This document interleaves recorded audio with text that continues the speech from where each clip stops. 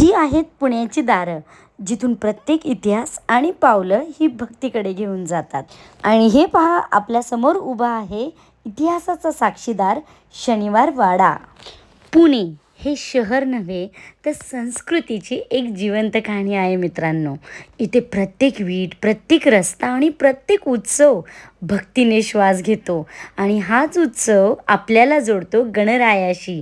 बाप्पा मोरया. तर चला आजच्या व्हिडिओला सुरुवात करूया. ही जागा पेशवे काळातील आहे, जिथे भक्तीने जन्म घेतला होता. इतिहासाच्या गर्भात दडलेली ही कहाणी, पेशव्यांच्या श्रद्धेने सजलेली ओळख जुनी. शनिवार वाड्याच्या अंगणात बाप्पा विराजमान, भक्तीच्या प्रकाशाने उजळतो प्रत्येक प्राण. या रस्त्यावरून चालताना प्रत्येक एक वीट एक कहाणी सांगते. जुने वाडे, जुन्या भिंती आणि त्यात दडलेली ही पुण्याची संस्कृती.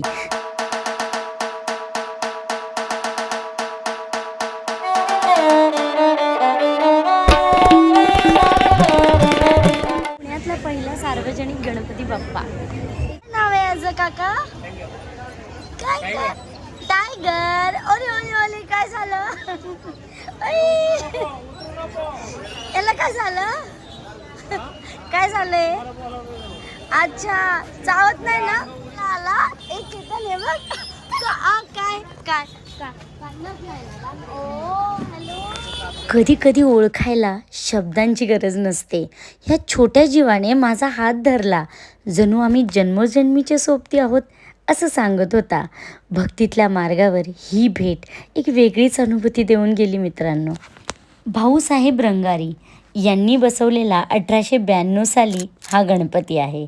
पुण्यातील पहिला सार्वजनिक गणपती ठरला. इथूनच सुरू झाली लोकांसाठी, समाजासाठी बाप्पाची परंपरा.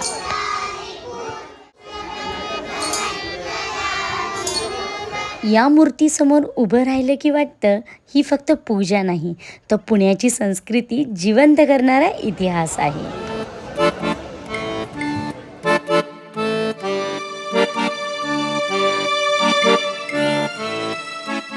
पुण्याच्या रस्त्यावर हे हार फुलं विकताना ह्या आजी भेटल्या. पण खरं सांगायचं तर हे फूल फक्त देवाला नाहीत, तर भक्तीच्या रंगात रंगलेल्या प्रत्येक मनाला सजवायला आहेत.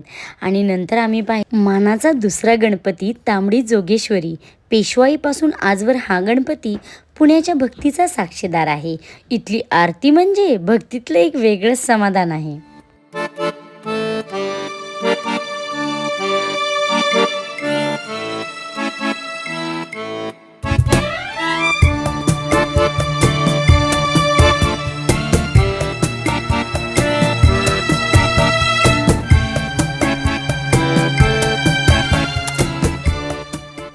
रस्त्यावरून जाताना गुरुजींच्या तालीम गणपतीची लीला दिसते. भक्तीचा, श्रद्धेचा आणि ऐतिहासिक आठवणींचा हा संगम.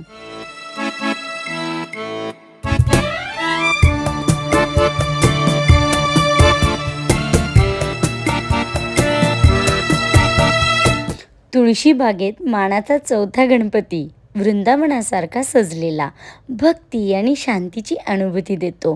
प्रत्येक पावलावर रंग, सुवास आणि श्रद्धा मिसळलेली आहे.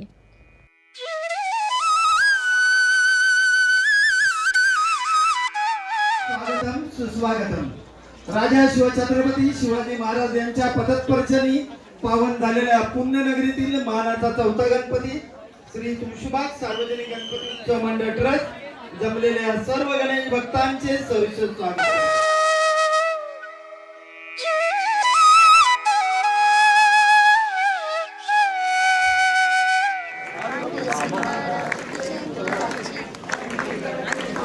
या गर्दीतही जेव्हा मी तुझ्याकडे बघते, तेव्हा असं वाटतं जणू जग थांबले आणि फक्त तू आणि मी बोलत आहोत. शब्द न बोलता सुद्धा तू माझं सारं ऐकतोस आणि मला आधार देतोस. आणि इथे येसूबाईची भूमिका साकारणाऱ्या ह्या प्राजक्ता गायकवाड आल्या होत्या मित्रांनो.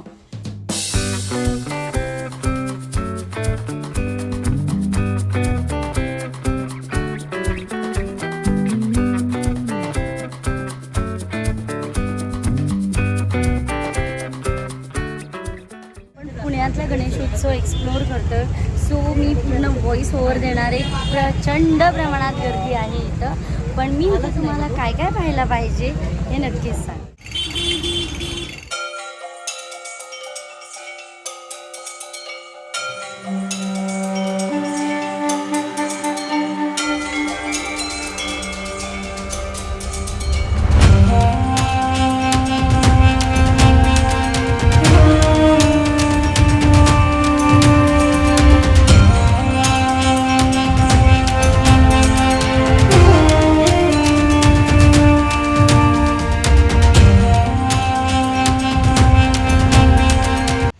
द्वारका पाहायला आम्ही पोहोचलो.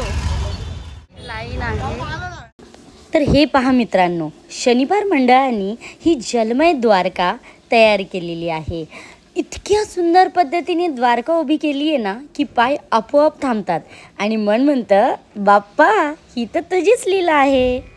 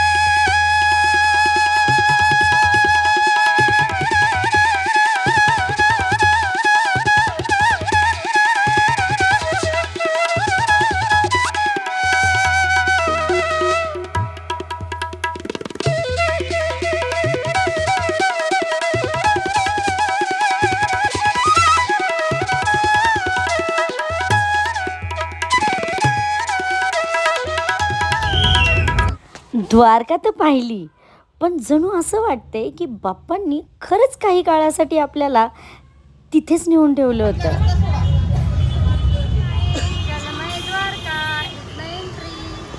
द्वारकेतून तर आपण बाहेर पडलो आणि बाहेरचं वातावरण पण किती भक्तिभावानं भरलेलं. प्रत्येक हार, प्रत्येक कमळ जणू आपली प्रार्थना बाप्पांपर्यंत पोहोचवायला सज्ज आहे.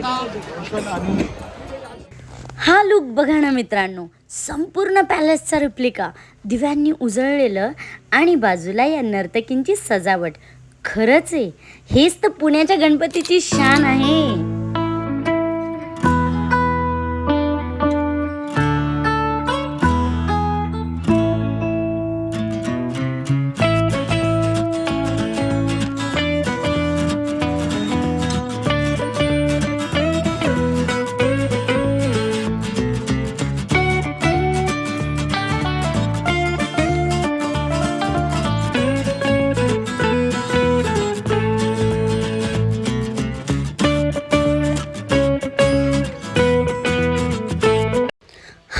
पुण्यातला सगळ्यात प्रसिद्ध आणि लाडका गणपती बाप्पा दगडूशेठ हलवाई.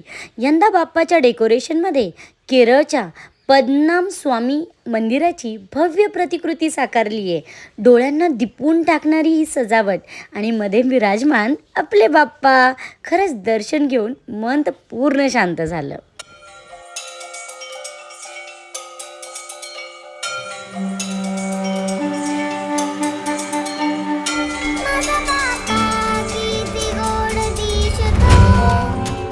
बाप्पा 2025 हे वर्ष आपल्यासाठी अनेक अनुभव घेऊन आलं. ज्या गोष्टी आपण मिळवल्या त्या आनंदाने ठेवायच्या. ज्या गोष्टी शिल्लक आहेत त्या पुढील वाटचालीस मार्गदर्शक हो. देशातील प्रत्येक नागरिक सुखी राहो. बॉर्डरवर आपल्या सैनिकांना ताकद आणि सुरक्षा लाभो आणि समाजात प्रेम, सहकार्य आणि एकतेची भावना वाढो. हे बाप्पा, तुझ्या चरणी हीच प्रार्थना. हा आहे पुण्यातला गणेशोत्सव. भक्ती, संस्कृती आणि पुणेरी थाट एकत्र येऊन बनलेला उत्सव.